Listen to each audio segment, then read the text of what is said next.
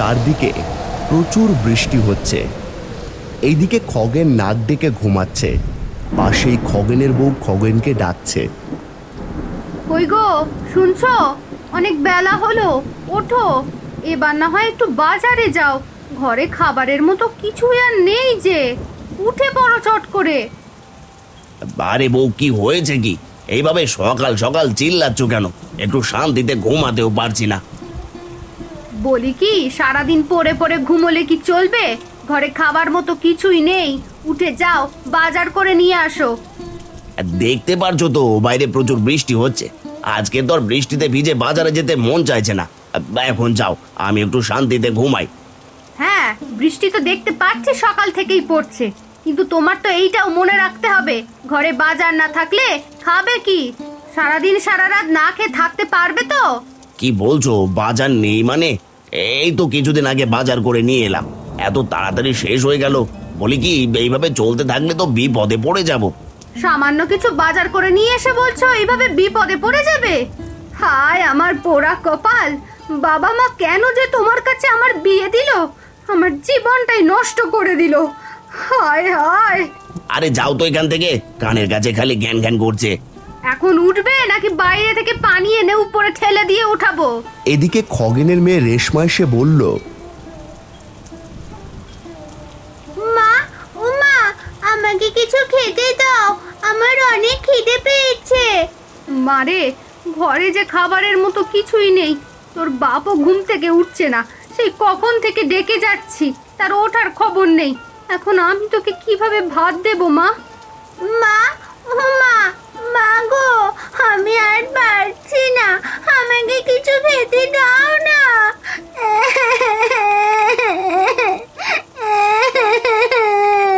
কই গো, ওঠো না, মেয়েটা যে ক্ষুধার জ্বালায় কান্না করছে, বাজারে গিয়ে কিছু নিয়ে এসো।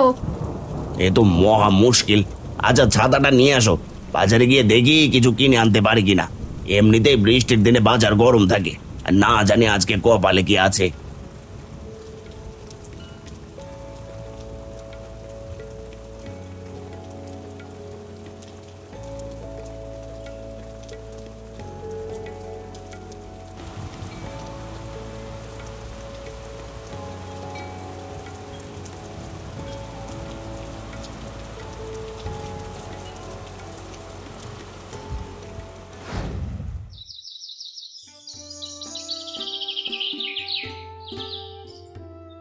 রূপপুর গ্রামের ভাসমান নৌকা বাজার। এখানে অনেক দূর থেকে ব্যাপারী ক্রেতা এসে ভিড় জমাচ্ছে। পানিতে থই থই, কিন্তু বাজারে ভাসমান নৌকার অভাব নেই। খগেন এক ইলিশের নৌকার দিকে গিয়ে বলল, এই ভাই, ইলিশ কেজি কত করে দিচ্ছ? হ্যাঁ দাদা, আপনি ঠিক ভালো ইলিশের দোকানে এসেছেন। এই ইলিশ কলকাতার নাম করা ইলিশ, একদম 50 টাকা কিলো। কি বলছো ভাই, এই ইলিশের দাম এত নাকি? এমনি সময় 20 টাকা কেজি কিনতে পারি, আজকে কি বাজারে আগুন লেগেছে যে এত দাম? এত কিছু তো জানি না দাদা, নিলে নেবে, না নিলে নাই। এনেছিলাম 3 জায়গা ইলিশ, এখন শুধু এই কয়টা। তুমি না নিলে অন্য দোকান দেখো, শেষ বেলা ব্যবসাটা খারাপ করো না কিন্তু। বলি কি ভাই, 30 টাকা কেজি দেবো, আমাকে বড় থেকে একটা ইলিশ দাও তো দেখি।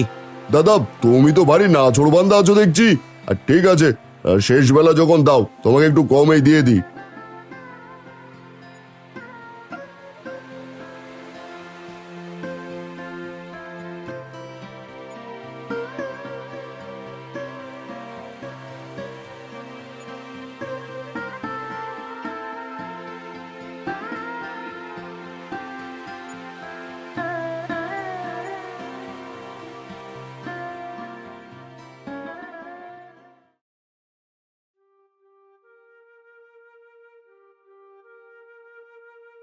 এদিকে ময়না বুড়ি এসে হাজির খগেনের বাড়িতে।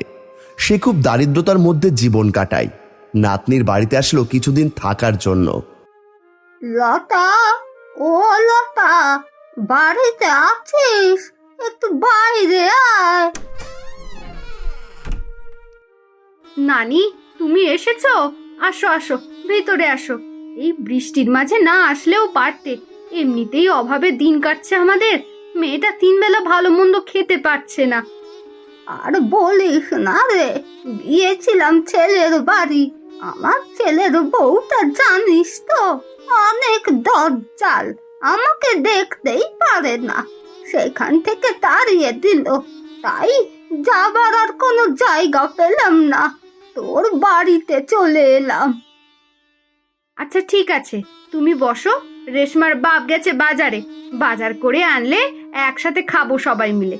দুটো কম খাই আর বেশি খাই, একসাথে সবাই মিলে মিশে খাবো। সেখানে খগেন এসে দাঁড়ালো আর বলল, সব কথাই তো শুনলাম বউ, তুমি ঠিকই বলেছ। একটু কম খাই আর বেশি খাই, আত্মীয় স্বজনকে খালি পেটে দেখতে যে আর ভালো লাগে না। এই নাও বাজার, আজকে সবাই ইলিশ মাছের ঝোল দিয়ে ভাত খাবো।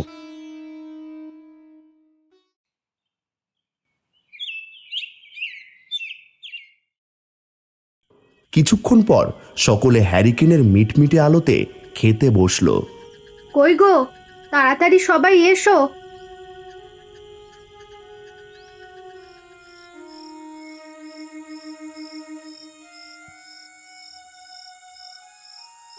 ময়না বুড়ি ইলিশ মাছ খেয়ে বলল, কতদিন হয়ে গেল ইলিশ মাছ খাইনি, আর তোদের জন্য খেতে পারলাম। তোদের জন্য দোয়া রইল যেন ভালো হয়। মাঠে গিয়ে দেখলো জমির পাশে ছোট্ট একটা জলাশয়, আর সেখানে ইলিশ মাছে ভর্তি। এই দেখে খগেন বলল, এ কি অবাক কাণ্ড! এ দেখি ইলিশে ভরা পানি। যাই যাই যাই, এগুলো সব নিয়ে বাড়ি যাই।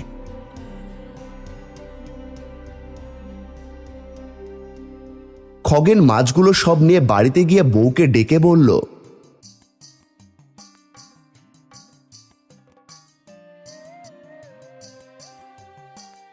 বউ, এই কই তুমি? তাড়াতাড়ি বাইরে আসো, এই দেখো কি এনেছি। ওমা, এত ইলিশ মাছ কোথায় পেলে? ময়না বুড়ি তখন বলে উঠল, খগেন, বেশি কিছুদিন বৃষ্টি হয়েছে, এইবার ইলিশের বাজারে অনেক দাম। তুই বরং এই ইলিশ মাছগুলো না বিক্রি করে নিজের জন্য কিছু রেখে দে, আর বাকিগুলো যারা অভাবে ছিল তাদের বাড়িতে দিয়ে আয়, এতে তোর ভালো হবে। জানি না তারা কতদিন ইলিশ মাছ দেখেনি চোখে, তারা কে তোর জন্য দোয়া করবে রে খগেন। ঠিক আছে, আমি বরং অর্ধেকটা রেখে দিই, বাকিটা দিয়ে আসি গ্রামে।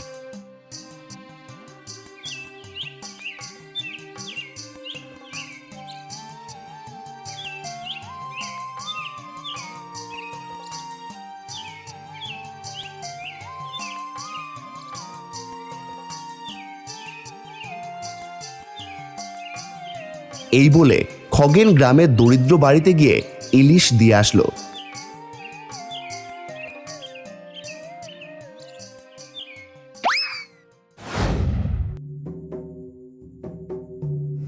এই ফুটকে ভাই, ও ফুটকে ভাই, এই তাড়াতাড়ি বাইরে আসো, গরম খবর আছে। এ কি হয়েছে বলো তো দেখি ব্যাপারটা খুলে। আর বলো না ভাই, এই খগেন মনে হয় ইলিশের খনি পেয়েছে। হায় হায় হায়, কত মাছ! এই গ্রামবাসীকে বিলিয়ে বেরোচ্ছে। চলো চলো চলো, আমরা মিলে ব্যাপারটা দেখি, এই ইলিশের খনির ঘটনাটা কি। এ কি বলছো? মন গড়া ঘটনা? চলো তো গিয়ে দেখি আসলে কি পেয়েছে খগেন।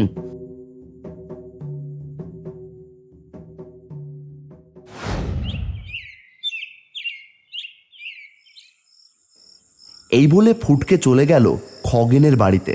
জানালা দিয়ে উঁকি মেরে খগেনের কথা শুনছে। এই লতা, কালকে আবার মাঠে যেতে হবে। মনে হয় এই জাদুর জলাশয়, না হলে এত ইলিশ মাছ কোথা থেকে আসবে এটা ভেবে পাচ্ছি না। জানালার পাশে ফুটকে বলল, এ কি কাণ্ড! এবার তো আমি বড় লোক হয়ে যাব। হারু রে, কি খবর দিলি! চল চল, আমরা সেই জলাশয়ে যাই, গিয়ে দেখি কত ইলিশ পাই।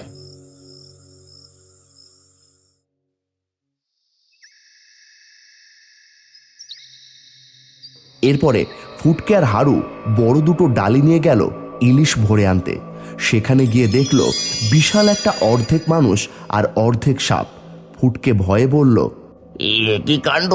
এবার মনে হয় আর প্রাণে বাঁচবো না। ওরে হারু রে, প্রাণের মায়া থাকলে পালা। বাঁচাও বাঁচাও, এ ভাই আমাকে গিলে খেয়ে ফেললো। বাঁচাও, এদিকে আমাকে নাগিনটা বাঁচাও। হারুকে গিলে খেয়ে ফেলেছে। নিজে বাঁচলে বাপের নাম, মনে থাকলে আর কখনো কারো পিঠে লাগবো না। এবারের মতো যদি প্রাণে বাঁচি আর এমুখো হব না।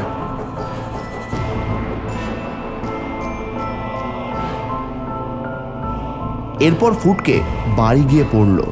আমার এই গল্পের উদ্দেশ্য হলো কারো উপকার করতে না পারলে কারো ক্ষতি করো না। এছাড়া অতিলোভ বিপদের লক্ষণ। গরিব অসহায় মানুষের পাশে এগিয়ে আসুন, যেটুকু পারবেন তাদের সাহায্য করুন। আপনাদের অল্প কিছু সাহায্যের জন্য অনেক পরিবারের মুখে হাসি ফুটবে।